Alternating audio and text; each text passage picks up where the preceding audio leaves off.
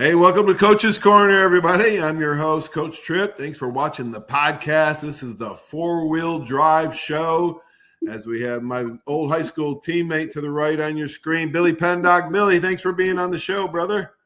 Paulie, good to see you again, man. How's everything in Florida?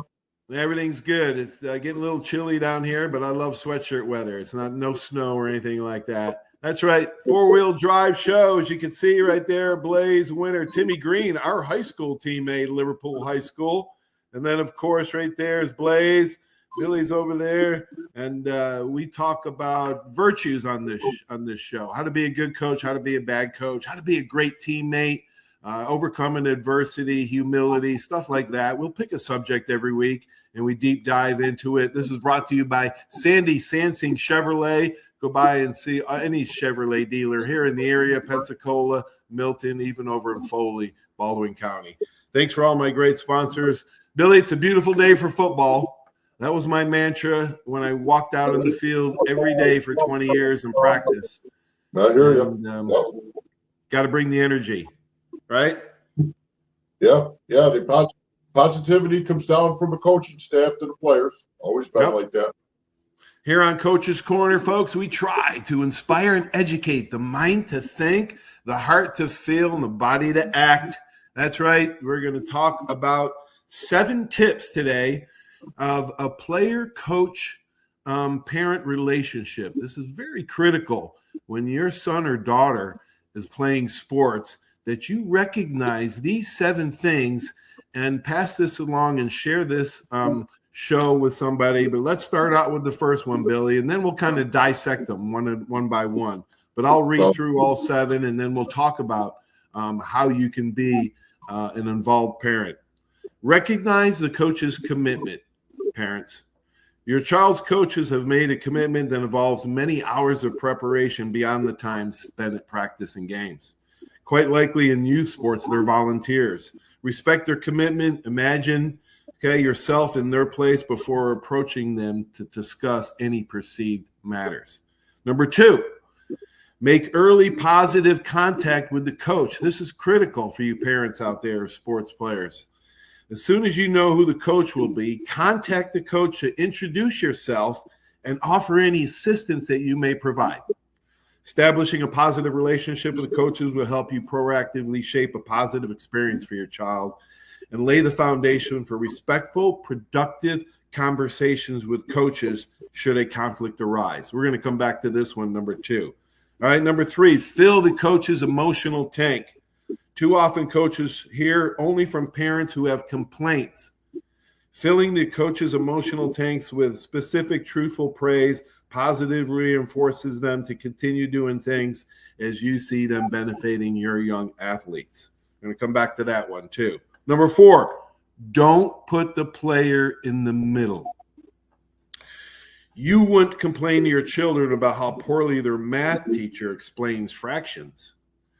So don't share your disapproval of a coach with your children.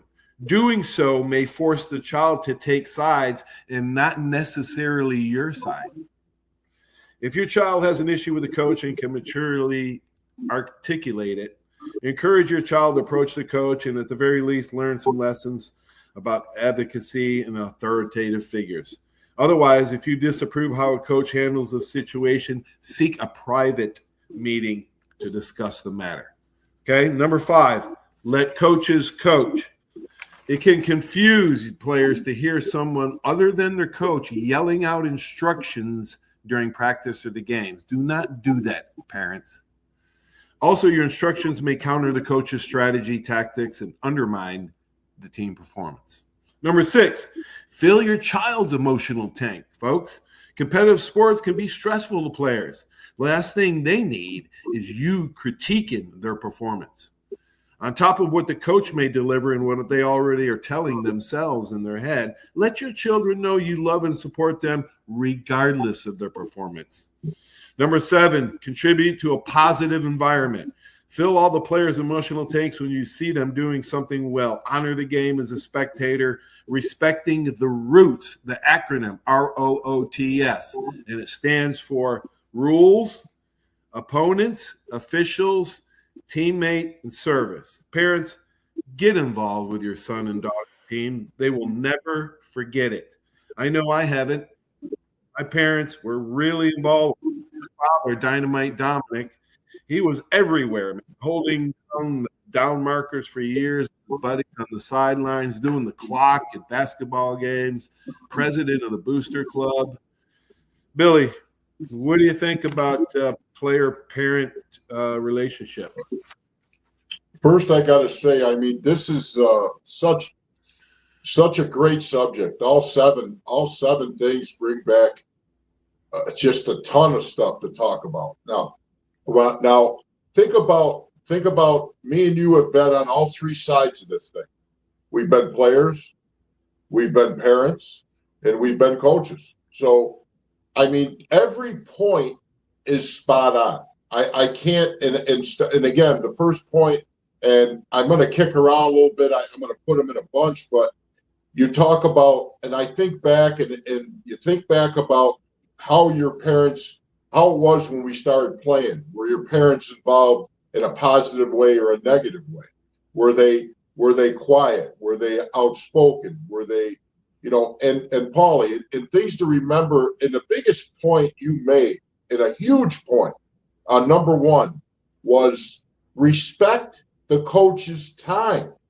Respect the coach's time. I can't tell you how many Pop Warner games I've been to that these parents are screaming across the sideline at each other about their coaches, the other coaches. I mean, it seems like to me it's worse on the lower levels than it is on the higher level, So yeah, I feel the coach's emotional tank. I was blessed.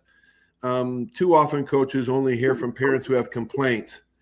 And it's sad, but I don't ever, and I'm blessed. I've been lucky, Billy.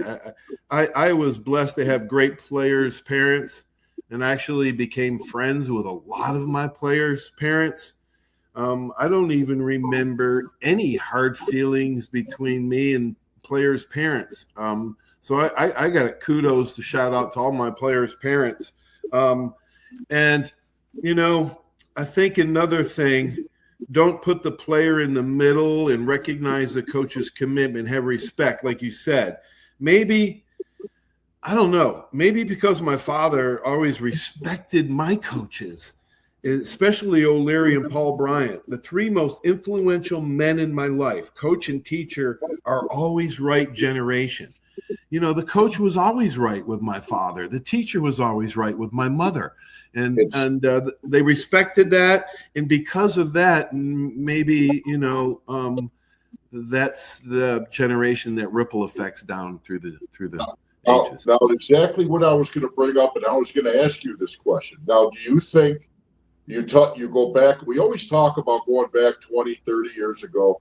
Do you think it's a generational difference the way coaches, parents, superintendents, athletic directors perceive what's going on? Because think about Liverpool when we played, and I bring this up a lot.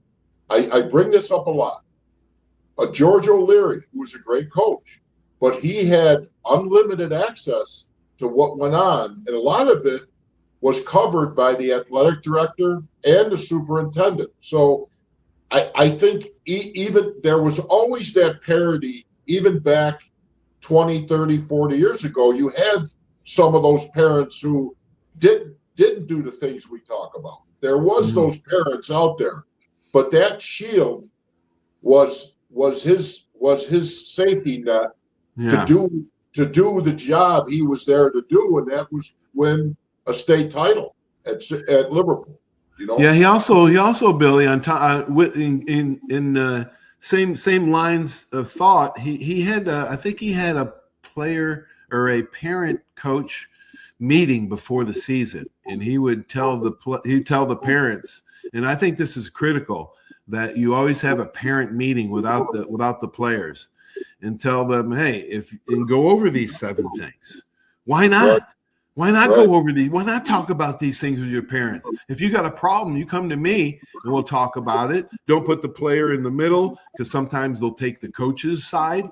I've had players listen to me more than their parents. Right. That's not good. But let's recognize the fact that coaches sometimes have that responsibility to make sure that player and student sometimes will take your side over their parents, and you have to recognize that and present that to the player and say, hey, your parents come first.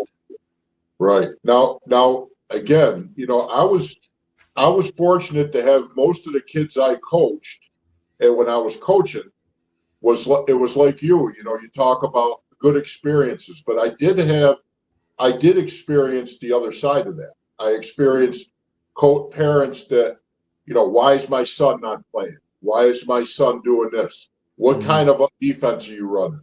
Why is that kid in there? And the talk was so loud that it spread out into the players, and it formed a rift between the coaches and the team and the players. And and you've heard the expression, one bad apple can spoil the whole bush, so yes.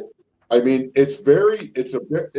and again, we were blessed, let's face it, growing up playing football when we played Liverpool, and I can't say this for Syracuse, I can't say this for, the NFL is a whole separate thing, but playing at Liverpool, you had everyone on board. Everyone was positive to the 7 things you're talking about. I can't remember any negative.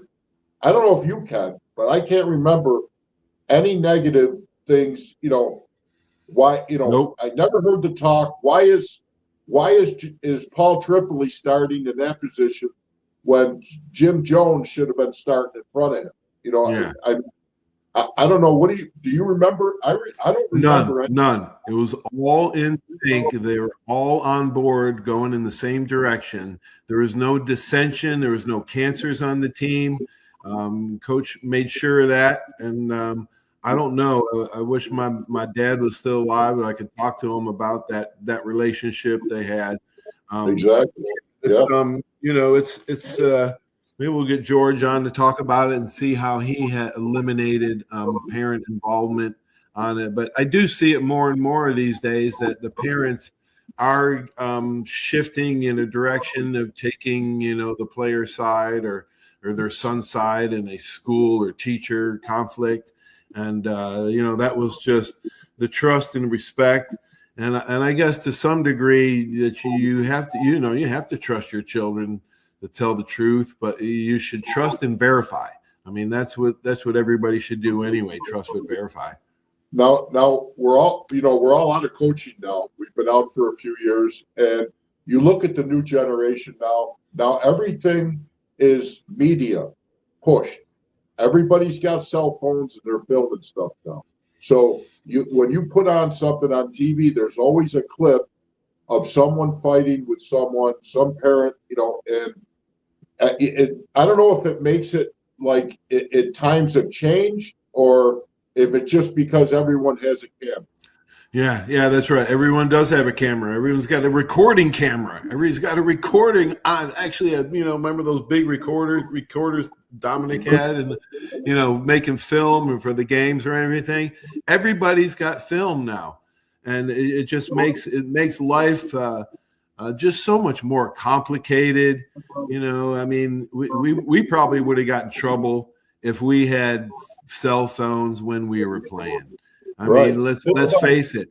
I'm glad I don't play in this area. It's a lot harder. I'm glad I'm glad I don't play college, even though I would have had some money, the rest of my life, which I think is a good thing. But you give me $500,000 at 18 years old.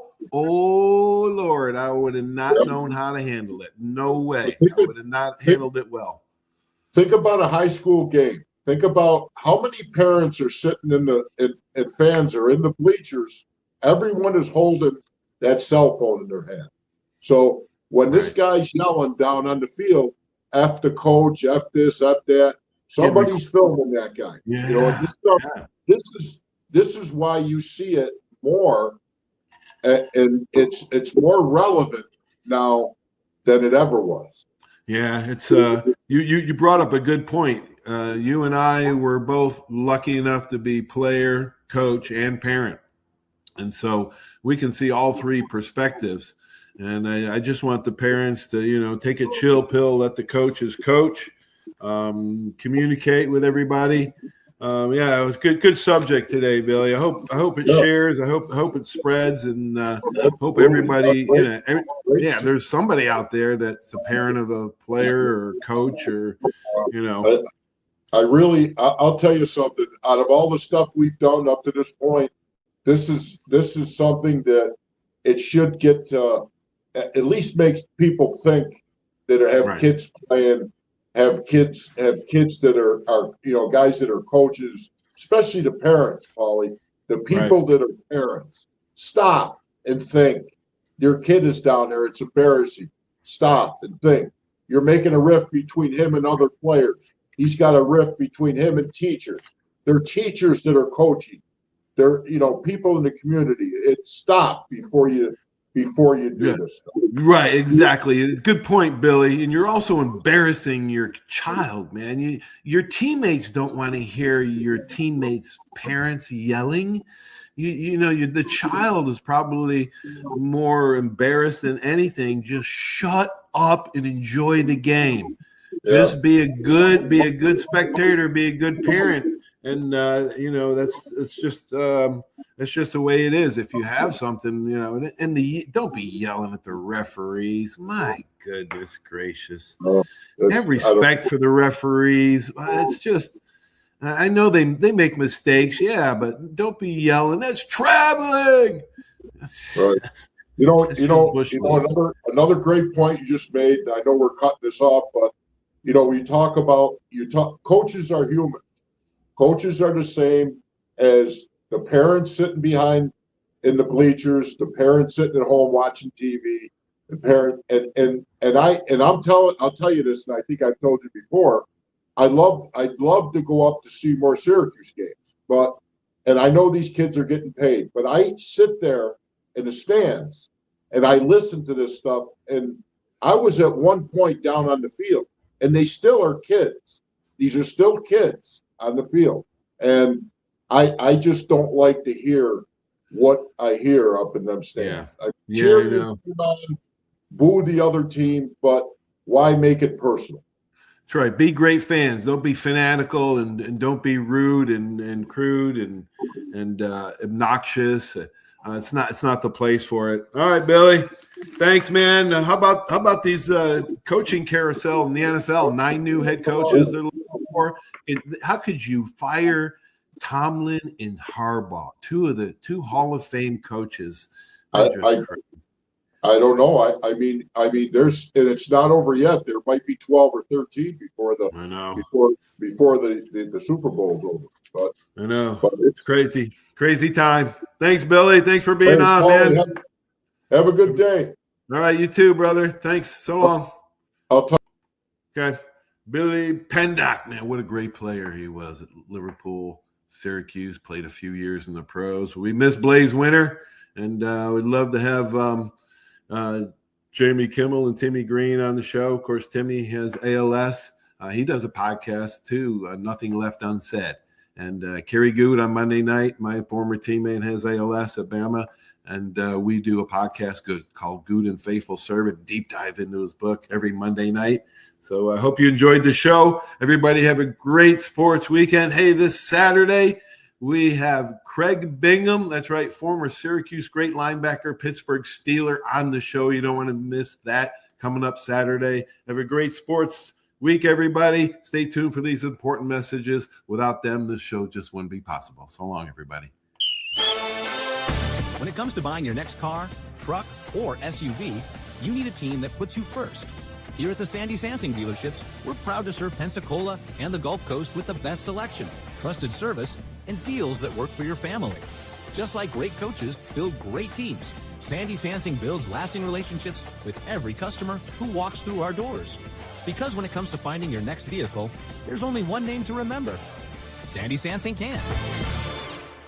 75 years of service and high tech today. It's Pensacola Glass Company at 433-8348. High-tech is a term often applied to advanced services and products in today's marketplace. And today, glass is much more than a simple pane of brittle, see-through stuff we hit baseballs through when we were kids. Glass is now a product with unique flexibility in both performance and application. And Pensacola Glass Company is growing right along. That's Pensacola Glass Company at 433-8348. Are you riding around in a filthy vehicle? Dirty car no more. Visit Ronnie's Car Wash today to get it shining in no time. They have 3 convenient locations with another coming soon. The unlimited monthly wash packages start as low as $14.95 per month with free vacuums, multi-purpose spray and towels. Visit them in Gulf Breeze, Navarre, Fort Walton, and soon Crestview. Don't wait, wash today. Be sure to see Ronnie's Car Wash on Facebook to see the latest specials and discounts. You'll be riding and shining in no time. That's you trying to fix the plumbing yourself to save a few bucks. Doing things yourself doesn't always end well. The same goes for insurance. That's why Auto Owners works with local independent agents who tailor coverage to meet your needs and offer discounts for life, home, car, and business insurance. Because sometimes you need a professional to get the job done right. That's simple human sense. My name is Steve Reynolds. I'm the manager and owner of Cordova Lanes, and we help keep your mind out of the gutter. Cordova Lanes is part of the community of Pensacola. Being here for 43 years, we've entertained more people than any other bowling center in the city. We self-fund for a living. Cordova Lanes is located at 2111 Airport Boulevard in Pensacola, behind Cordova Mall. Come on out and see us at Cordova Lanes Bowling Center. Thank you. For 30 years, you have seen the orange Beck signs all over the Gulf Coast listing a property for sale or lease. Beck Partners is your trusted advisor in commercial real estate, property management, commercial and personal insurance. Senior Vice President David Valletto has been with Beck Partners since 1989. Take advantage of his wealth of knowledge by calling him today at 982-7352. 982-7352. Extensive experience in all aspects of leasing, sales, management, and site selection will make sure your expectations are exceeded.